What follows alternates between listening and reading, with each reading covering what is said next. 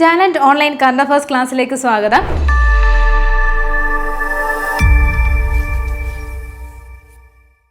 ഇന്ന് നമ്മൾ ചർച്ച ചെയ്യുന്നത് ജൂലൈ 4-ാം തീയതിയിലെ ആനുകാലിക വിഷയങ്ങളാണ്. ഒരു ക്ലാസ്സിലേക്ക് കടക്കാം. ഇനി വരുന്ന LDC എക്സാമിന് വേണ്ടി മികച്ച രീതിയിൽ തയ്യാറെടുക്കാൻ വേണ്ടി ടാലന്റിന്റെ LDC റാങ്ക് ഫയൽ ഇപ്പോൾ അവൈലബിൾ ആണ്. അപ്പോൾ നമ്മുടെ ഈ ഒരു റാങ്ക് ഫയൽ എന്ന് പറയുന്നത് SCRT NCRT പാഠഭാഗങ്ങൾ ഉൾപ്പെടുത്തിയിട്ടാണ് തയ്യാറാക്കിയിട്ടുള്ളത്. അപ്പോൾ ഈ പാഠഭാഗങ്ങളിൽ നിന്ന് നിരവധി ചോദ്യങ്ങളാണ് ഇപ്പോൾ PSC ചോദിക്കുന്നത്.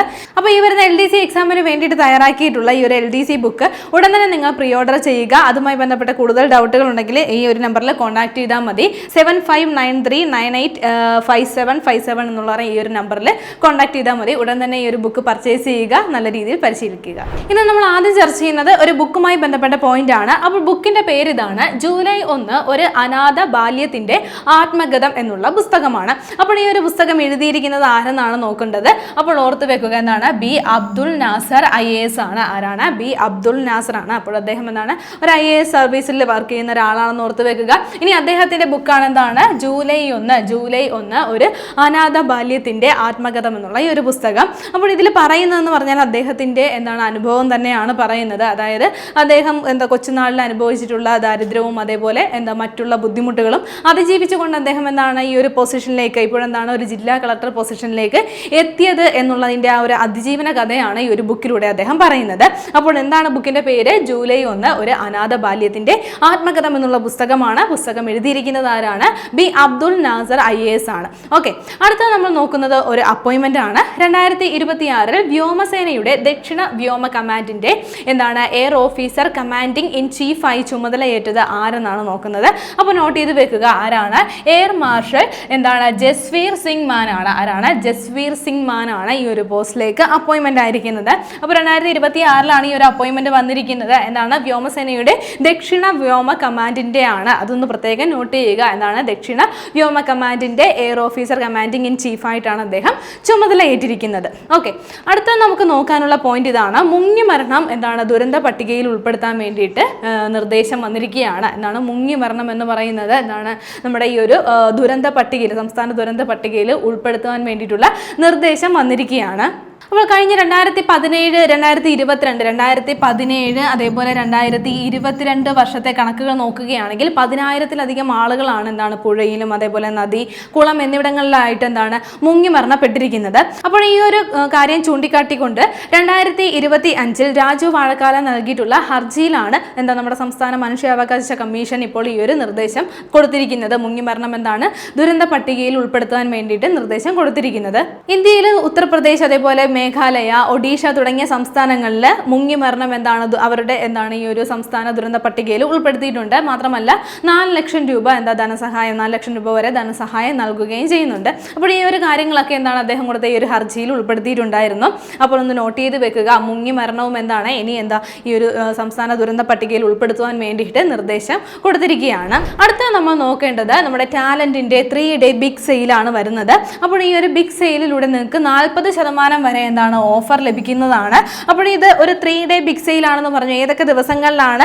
3, 4, 5 ജൂലൈ 3, 4, 5 ദിവസങ്ങളിലായിട്ടാണ് ഈ ഒരു ബിഗ് ഡേ സെയിൽ നടക്കുന്നത്. അപ്പോൾ 3-ാം തീയതി കഴിഞ്ഞിരിക്കുകയാണ്. ഇനി 4, 5 ദിവസങ്ങൾ കൂടിയാണുള്ളത്. ഈ ഒരു ബിഗ് സെയിൽ ഡേയിൽ നിങ്ങൾക്ക് ടാലന്റിന്റെ ഏത് ബുക്ക് ആയിക്കോട്ടെ ആ ബുക്ക് എല്ലാം നിങ്ങൾക്ക് 40% ഓഫ് വരെ അത്രയും 40% ഓഫ് വരെ നിങ്ങൾക്ക് ലഭിക്കുന്നതാണ്. അപ്പോൾ ഉടൻ തന്നെ നിങ്ങൾ ഈ ഒരു ഓഫർ നല്ല രീതിയിൽ ഒന്ന് ഉപയോഗപ്പെടുത്തണം. കാരണം നിരവധി എക്സാമുകളാണ് വരുന്നത്. നിങ്ങൾ ഏത് എക്സാമിന് വേണ്ടിയിട്ടാണോ പ്രിപ്പയർ ചെയ്യുന്നത് അതിന് വേണ്ടിയിട്ടുള്ള റാങ്ക് ഫെയിൽ നിങ്ങൾക്ക് ഈ ഒരു ഓഫറിലൂടെ സ്വന്തമാക്കാനായിട്ട് സാധിക്കുന്നതാണ്. ഓഫറുമായി ബന്ധപ്പെട്ട കൂടുതൽ വിവരങ്ങൾക്ക് ഈ ഒരു നമ്പറിൽ കോൺടാക്ട് ചെയ്താൽ മതി. 7593985757 എന്നുള്ള ഈ ഒരു നമ്പറിൽ കോൺടാക്ട് ചെയ്താൽ മതി. അപ്പോൾ ഈ ഒരു നമ്പറിൽ കോൺടാക്ട് ചെയ്താൽ നിങ്ങൾക്ക് അതുമായി ബന്ധപ്പെട്ട കൂടുതൽ വിവരങ്ങൾ അറിയാൻ സാധിക്കുന്നതാണ് കേട്ടോ. അപ്പോൾ നമ്മുടെ ക്ലാസ്സിലേക്ക് നമുക്ക് തിരികെ വരാം. അടുത്ത നമ്മൾ നോക്കുന്നത് ഒരു രോഗവുമായി ബന്ധപ്പെട്ട പോയിന്റ് ആണ്. കവാസാക്കി. കവാസാക്കി രോഗം പ്രധാനമായും ബാധിക്കുന്ന ശരീരത്തിലെ അവയവ വ്യവസ്ഥ ഏതെന്നാണ് നോക്കുന്നത്. ഓർത്തു വെക്കാം, രക്തക്കുഴലുകളെയാണ്. രക്തക്കുഴലുകളെയാണ് ഈ ഒരു രോഗം പ്രധാനമായിട്ടും ബാധിക്കുന്നത്. രോഗത്തിന്റെ പേര്? കവാസാക്കി എന്നുള്ളതാണ്. കവാസാക്കി എന്നുള്ള രോഗമാണ് പ്രധാനമായിട്ടും നമ്മുടെ ശരീരത്തിൽ രക്തക്കുഴലുകളെയാണ് ഈ ഒരു രോഗം ബാധിക്കുന്നത്. കൂടുതലായിട്ടും കുട്ടികളിലാണ് ഈ ഒരു അസുഖം കണ്ടുവരുന്നത്. നമ്മുടെ ശരീരത്തിലുള്ള രക്തക്കുഴലുകളിലൊക്കെ വീക്കം ഉണ്ടാവുകയാണ് ചെയ്യുന്നത്. പ്രധാനമായിട്ടും ഇത് ബാധിക്കുന്നത് നമ്മുടെ ഹൃദയത്തിലേക്കുള്ള കൊറോണറി ധമനികളെയാണ് പ്രധാനമായിട്ട് ഇത് ബാധിക്കുന്നത്. അപ്പോൾ ഏത് അസുഖമാണെന്ന് ഓർത്ത് വെക്കുക, കവാസാക്കി രോഗമാണ്. അപ്പോൾ അടുത്തിടെ കേരളത്തിൽ ഒരു കുട്ടി അന്തരിച്ചത് ഈ ഒരു രോഗം മൂലമാണോ എന്നുള്ളൊരു ഡൗട്ട് വന്ന് നിൽക്കുകയാണ്. അതുകൊണ്ട് ഒന്ന് നോട്ട് ചെയ്ത് വെക്കുക. പത്രത്തിലൊക്കെ ഉണ്ടായിരുന്ന പോയിന്റാണ്. കവാസാക്കി രോഗം പ്രധാനമായും ബാധിക്കുന്ന ശരീരത്തിലെ അവയവ വ്യവസ്ഥ ഏതാണ്? രക്തക്കുഴലുകളാണെന്നുള്ള കാര്യം ഒന്ന് നോട്ട് ചെയ്യുക. ഇനി അടുത്ത നമ്മൾ നോക്കുന്നത് ഒരു റിപ്പോർട്ടാണ്. അപ്പോൾ എന്താണ്? ഗ്രാമവികസന പഞ്ചായത്ത് രാജ് ഇൻസ്റ്റിറ്റ്യൂട്ട് നടത്തിയ ഒരു പഠനമാണ്. ഈ ഒരു പഠനപ്രകാരം നമ്മുടെ രാജ്യത്ത് ഗ്രാമസഭകളിലെ ഏറ്റവും കൂടുതൽ വനിതാ പങ്കാളിത്തമുള്ള സംസ്ഥാനം ഏതെന്നാണ് ചോദിച്ചിരിക്കുന്നത്. അപ്പോൾ നമുക്ക് ഇതിൽ നിന്ന് മനസ്സിലാക്കാം, ഇത് വായിക്കുമ്പോൾ തന്നെ നമുക്ക് മനസ്സിലാക്കാനായിട്ട് സാധിക്കും എന്താണ്? കേരളമാണ്. ഈ ഒരു റിപ്പോർട്ട് പ്രകാരം വനിതാ പങ്കാളിത്തം ഏറ്റവും കൂടുതൽ, അതായത് ഗ്രാമസഭകളിലെ ഏറ്റവും കൂടുതൽ വനിതാ പങ്കാളിത്തമുള്ള സംസ്ഥാനമായിട്ട് മാറിയിരിക്കുന്നത്. റിപ്പോർട്ട് പ്രകാരം 98.7% എന്താണ്? 98.7% കേരളത്തിലെ ഈ ഒരു ഗ്രാമസഭകളിൽ വരുന്ന വനിതാ പങ്കാളിത്തം എന്ന് പറയുന്നത്. അപ്പോൾ ഓർത്തു വെക്കുക, ഈ ഒരു റിപ്പോർട്ട് പഠനം നടത്തിയിരിക്കുന്നത് ആരാണ്? ഗ്രാമവികസന പഞ്ചായത്ത് രാജ് ഇൻസ്റ്റിറ്റ്യൂട്ട് ആണ് ഈ ഒരു പഠനം നടത്തിയത് എന്ന് പറഞ്ഞു. എങ്കിൽ അടുത്തിടെ ഈ ഒരു റിപ്പോർട്ട് പുറത്തുവിട്ടത് നീതി ആയോഗാണ് കേട്ടോ. നീതി ആയോഗാണ് അടുത്തിടെ ഈ ഒരു പഠന റിപ്പോർട്ട് പബ്ലിഷ് ചെയ്തത്. അപ്പോൾ റിപ്പോർട്ട് തയ്യാറാക്കിയത് ഗ്രാമവികസന പഞ്ചായത്ത് രാജ് ഇൻസ്റ്റിറ്റ്യൂട്ട് ആണ്. ഈ ഒരു റിപ്പോർട്ട് പ്രകാരം നമ്മുടെ രാജ്യത്ത് ഗ്രാമസഭകളിൽ ഏറ്റവും കൂടുതൽ വനിതാ പങ്കാളിത്തമുള്ള സംസ്ഥാനം ഏതാണ്? കേരളമാണ്. അങ്ങനെയാണെങ്കിൽ ഈ ഒരു റിപ്പോർട്ട് പ്രകാരം രണ്ടാം സ്ഥാനത്തുള്ള സംസ്ഥാനം ഏതാണെന്ന് കൂടി ഒന്ന് നോട്ട് ചെയ്ത് വെക്കുക. മഹാരാഷ്ട്രയാണ് കേട്ടോ. മഹാരാഷ്ട്രയാണ് സ്ത്രീകളുടെ പങ്കാളിത്തത്തിൽ ഈ ഒരു റിപ്പോർട്ട് പ്രകാരം രണ്ടാം സ്ഥാനത്തുള്ളത്. ഗ്രാമസഭകളിൽ ഏറ്റവും കൂടുതൽ വനിതാ പങ്കാളിത്തമുള്ള സംസ്ഥാനങ്ങളിൽ രണ്ടാം സ്ഥാനത്തുള്ളത് മഹാരാഷ്ട്രയാണ്.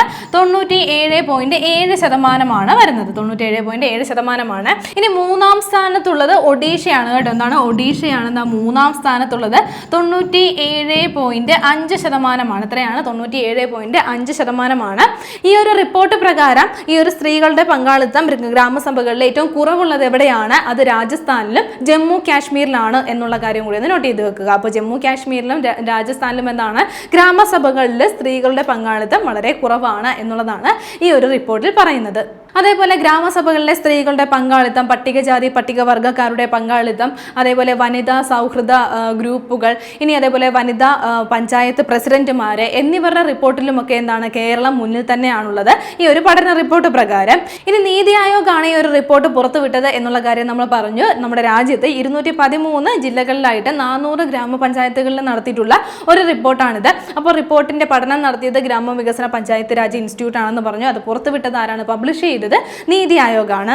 ഇനി നമുക്ക് പറയാനുള്ളത് ടാലന്റിന്റെ മറ്റൊരു റാങ്ക് ഫയലിനെ കുറിച്ചാണ്. Junior lab assistant rank file ആണ്. അപ്പോൾ മുൻവർഷ ചോദ്യങ്ങൾ ഉൾപ്പെടുത്തി തയ്യാറാക്കിയിട്ടുള്ള നമ്മുടെ റാങ്ക് ഫയലുകളിൽ ഏറ്റവും മികച്ച ഒരു റാങ്ക് ഫയലാണ് junior lab assistant rank file എന്ന് പറയുന്നത്. കംപ്ലീറ്റ് സിലബസ് കവറേജ് ആക്കിയിട്ടാണ് ഇത് തയ്യാറാക്കിയിട്ടുള്ളത്. ഇതിന്റെ സ്പെഷ്യൽ ടോപ്പിക്കുകൾ ഉൾപ്പെടുത്തി തയ്യാറാക്കിയിട്ടുള്ളതാണ്.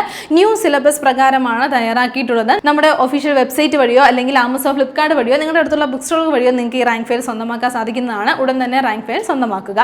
അപ്പോൾ അടുത്തത് നമ്മൾ ചർച്ച ചെയ്യാൻ പോകുന്ന ഒരു പോയിന്റ് ഇതാണ്.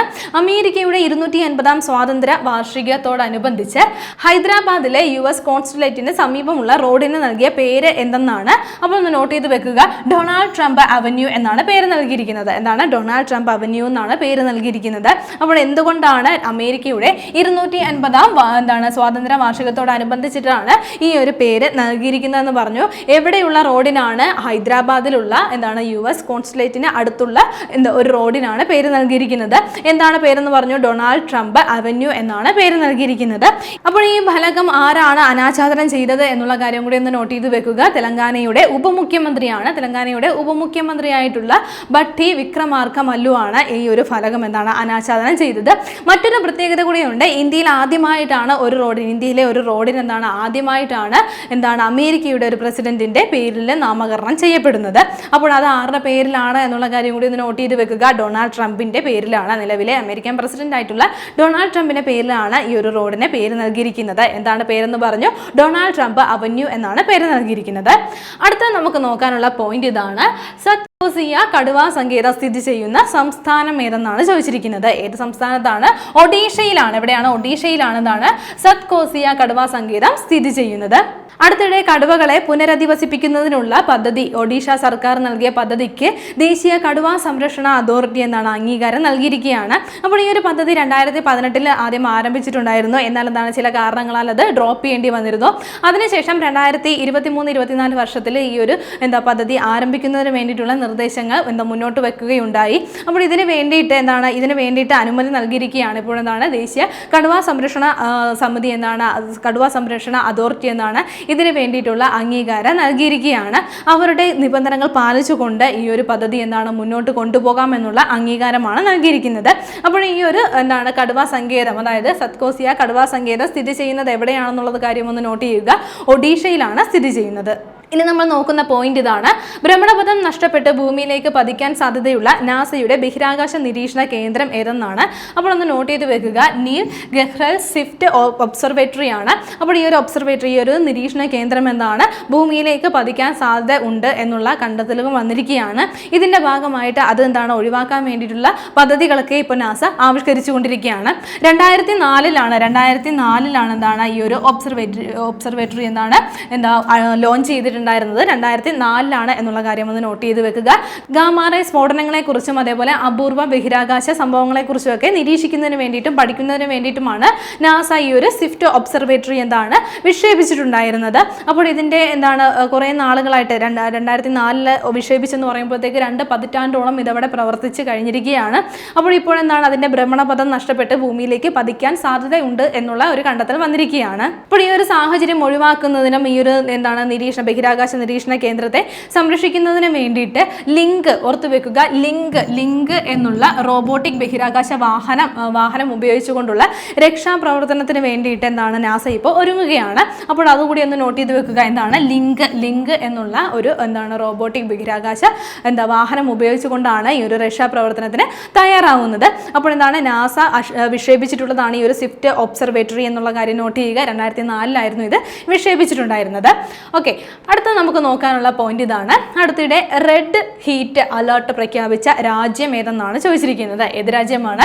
UK-യിലാണ്. എവിടെയാണ്? UK-യിലാണെന്നാണ് റെഡ് ഹീറ്റ് അലേർട്ട് പ്രഖ്യാപിച്ചിരിക്കുന്നത്. അപ്പോൾ എന്തുകൊണ്ടാണ് ഇത് പ്രഖ്യാപിച്ചത് എന്നുള്ള കാര്യം നോട്ട് ചെയ്യുക.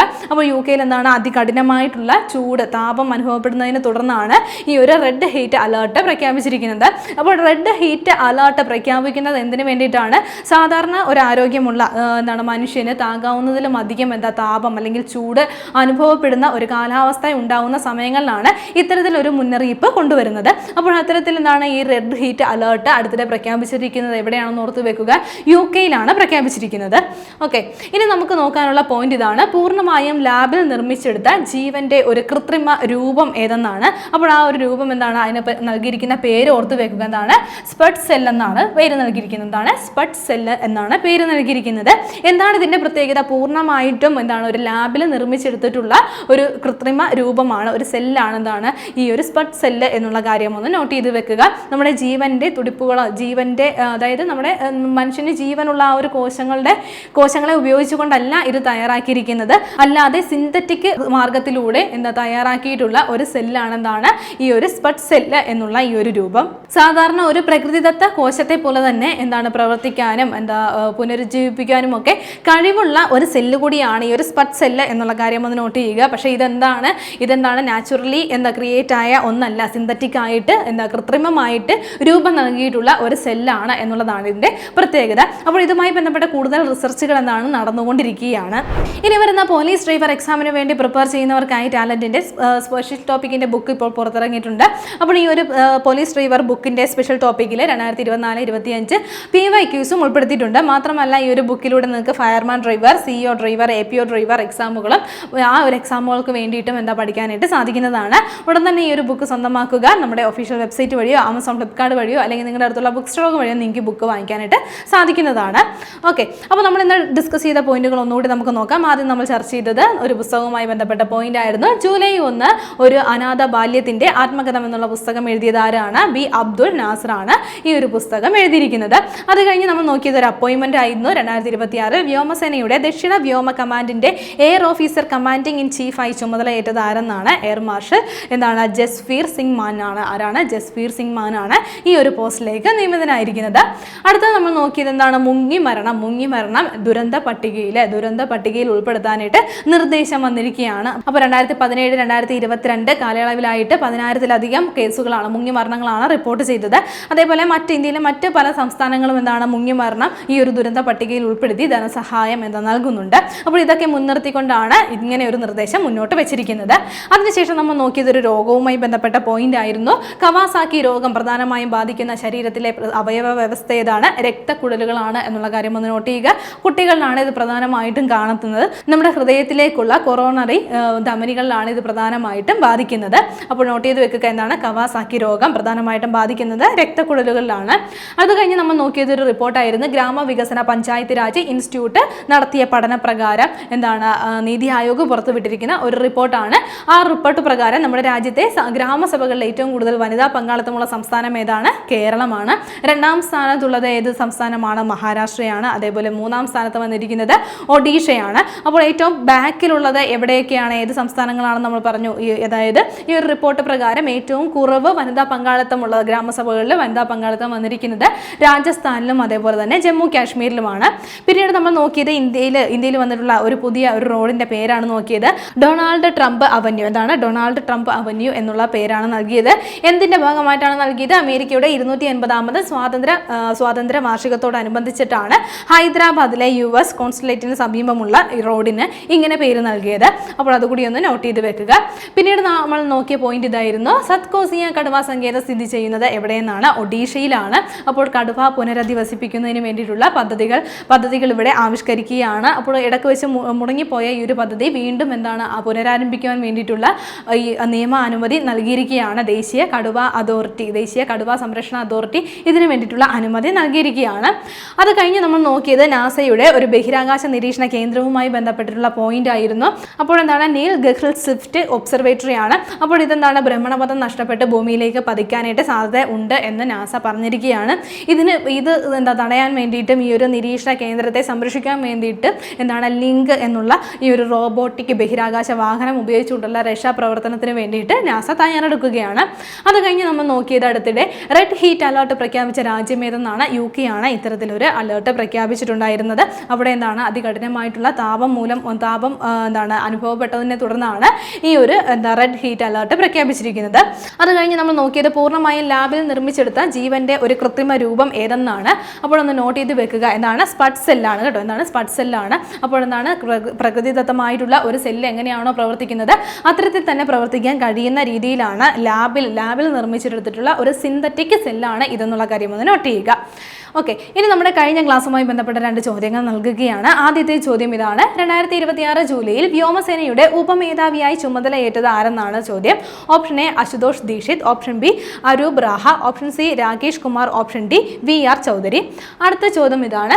2026 ജൂലൈയിൽ സംസ്ഥാന തെരഞ്ഞെടുപ്പ് കമ്മീഷണറായി നിയമിതനായത് ആരെന്നാണ് ചോദ്യം. Option A doctor A Kaushal, option B Rattan U Kelkar, option C N Seshadrinathan, option D Sanjay Kaul. ശരി ഉത്തരങ്ങൾ താഴെ കമന്റ് ചെയ്യുക. ഇനി കഴിഞ്ഞ ക്ലാസ്സിൽ നൽകിയിരുന്ന ചോദ്യങ്ങളുടെ ഉത്തരം നോക്കാം. ആദ്യത്തെ ചോദ്യം ഇതായിരുന്നു. രാജ്യം മുഴുവൻ ആംബുലൻസ് സേവനങ്ങൾക്കായി നടപ്പിലാക്കുന്ന ഏകീകൃത നമ്പർ ഏതെന്നായിരുന്നു ചോദ്യം. ശരി ഉത്തരം ഏതാണ്? ഓപ്ഷൻ എ ആണ്, 112 ആണ്. അടുത്ത ചോദ്യം ഇതായിരുന്നു. ഭാര്യയുടെയും ഭർത്താവിന്റെയും സാമ്പത്തിക സ്ഥിതി പരിഗണിച്ചു വേണം വിവാഹമോചന കേസുകളിൽ ജീവനാംശം അനുവദിക്കേണ്ടതെന്ന് വിധി പ്രസ്താവിച്ച ഹൈക്കോടതി ഏതെന്നായിരുന്നു ചോദ്യം. ശരി ഉത്തരം ഏതാണ്? ഓപ്ഷൻ സി ആണ്, കർണാടക ഹൈക്കോടതിയാണ് ഇങ്ങനെ ഒരു ഉത്തരവ് പുറപ്പെടുവിച്ചത്. ഇന്ന് നമ്മൾ ഡിസ്കസ് ചെയ്ത പോയിന്റുകൾ നിങ്ങൾക്ക് എല്ലാവർക്കും മനസ്സിലായി കാണുമെന്ന് വിശ്വസിക്കുന്നു. നന്നായി പഠിക്കുക, നന്നായി മുന്നേറുക. മറ്റൊരു ക്ലാസ്സുമായി വീണ്ടും കാണാം.